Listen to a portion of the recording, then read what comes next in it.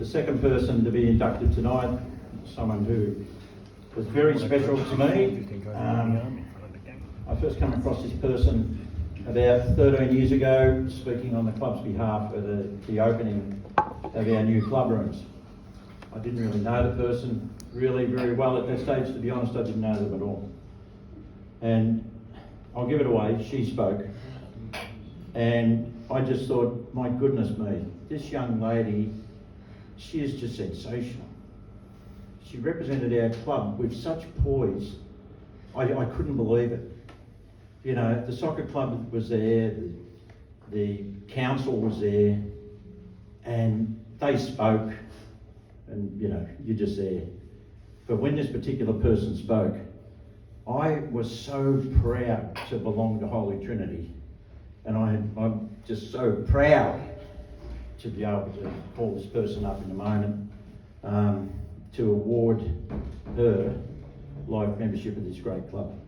What she's done for this club is immeasurable. Some of the, oh, it's upside down, that's what I can't see. I'm shaking that much, I can't get my specs on. Hang on, here we go.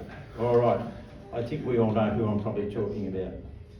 Achievements, All Abilities program, the Women's program, Junior Girls program, Pride Cup. Served on the Committee of Women in Sport with the Darabin City Council. And recently has been serving with Cricket Victoria on the Rainbow Advisory Council. Now, I've worked with this lady to help get women's cricket up and running, and I couldn't have found anyone better when I arrived to look after it. She's absolutely driven everything. I've tried to write stuff down, and I don't know how to write stuff. I can't write like what Maddie's written. You know, it just doesn't come out that way with me. But I've got to say, you know, if she's got a desire and a passion to do something, do not get in her way. Because she is just, you know, like a dog with a bone. If she's going to get it done, she's going to get it done, and she gets it done for the benefit of the club. The table over here with the ladies, you know, what she's done for this club and the culture that she's grown for the women's side of the club here, no other club can even come anywhere close to us. I've been at some other clubs having a look around during the final series and what have you, and I see the other clubs, they're not a patch on us that Carly is sort of, you know, forged here. It's, you know, I call her my cricket daughter, and I love her to death, and I'm so proud to award a life membership.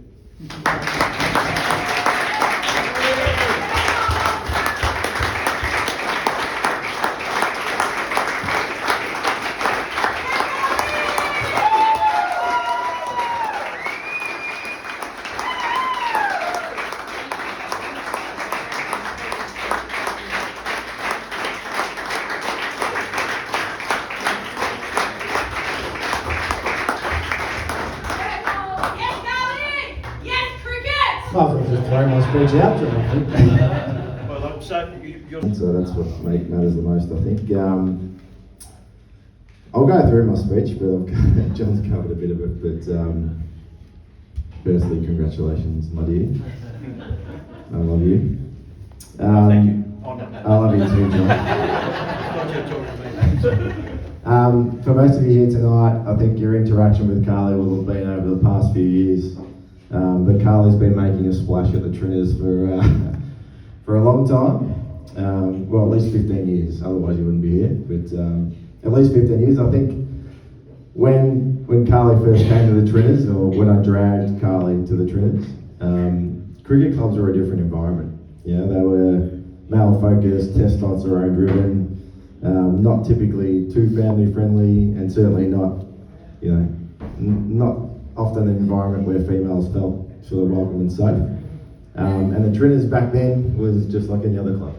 Well, not just like any other club, a bit better than any other club, but a lot better than any other club. Reasonably similar.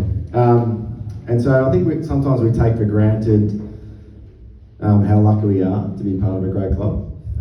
You know, one that's diverse, one that's welcoming, has great people and great values, opportunities to participate in the game of cricket, irrespective of your gender, irrespective of your age or your ability.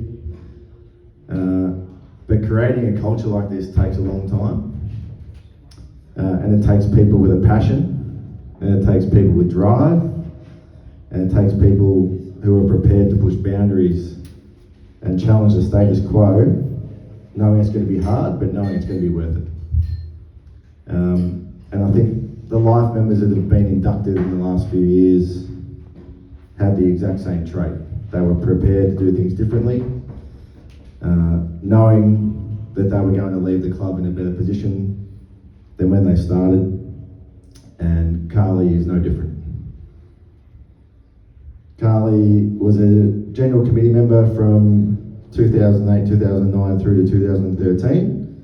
She volunteered in like a lot of capacities over that time, but probably most influential, putting her event planning experience to good work at the club, trying to make our events more profitable and more enjoyable.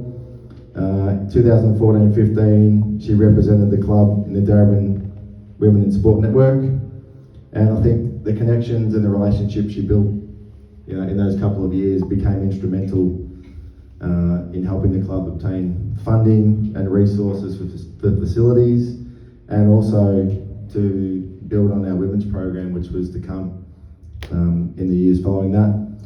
In the 15 season, she was instrumental in helping me start our All Abilities program. I couldn't have done it without her. Planning that, delivering that, being there every Saturday morning, getting it off the ground.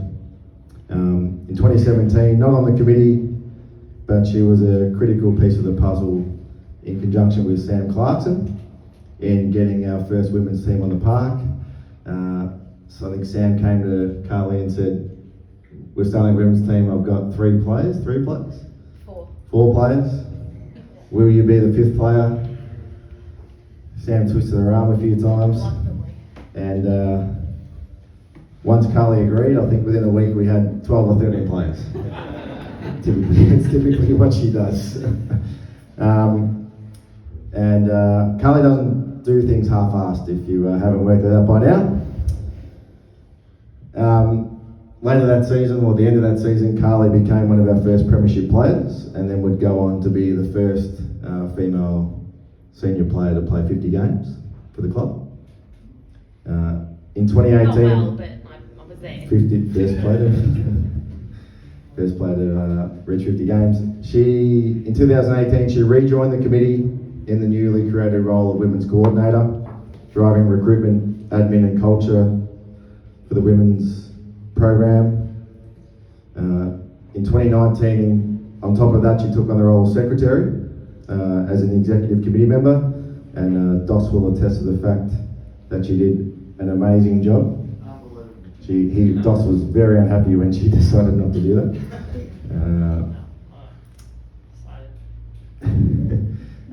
In 2020, whilst being the women's coordinator and the secretary, she also took on the role of assistant junior girls coordinator with Dan Bradford. Yep.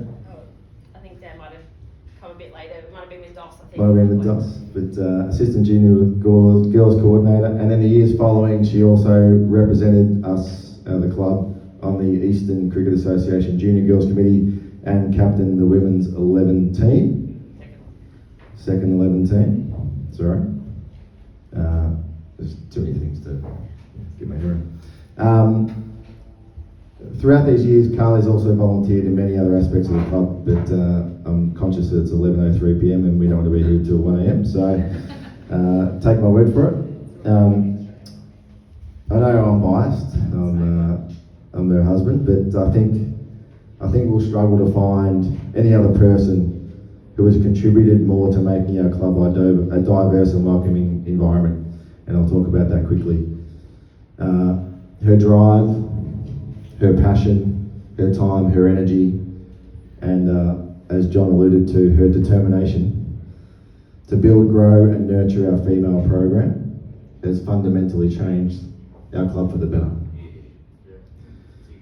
She's become a wonderful role model, not only for female players, but for everyone on the committee and every member of our club. And I think she teaches us that anything can be achieved if you're determined enough.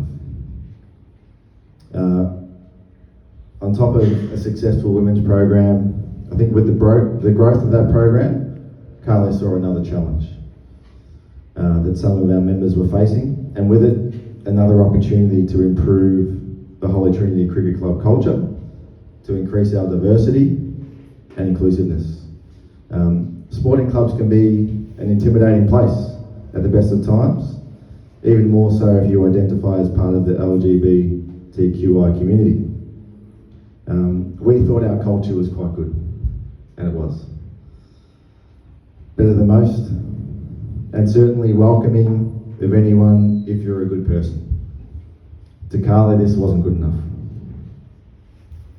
We had an opportunity to be proactive and to support the members of our club and our community, and so the Pride Cup event was born out of her sheer determination. Now an annual event celebrating inclusiveness and diversity. We were the first cricket club in Australia to run a Pride Cup event. Cricket Australia came down and filmed the day. And on the back of this event, we won Initiative of the Year from Darebin Council and Runner-Up Cricket Club of the Year at the Cricket Victoria Awards Night. But most importantly, Carly could tell you many stories of not just our members, but members of other clubs who have given her a hug and said that they and their life has changed because of what she's done in this space. How they feel safe at our club, how they feel included at our club, and how they feel more confident being themselves. And that's what makes our club different. Carly's contribution over 15 years has improved our culture, improved our standing in the local community, increased participation and inclusiveness, and contributed to our best practice management. Our club is a better place for her contribution and will be for a long time to come. Congratulations for being awarded life membership, and I love you.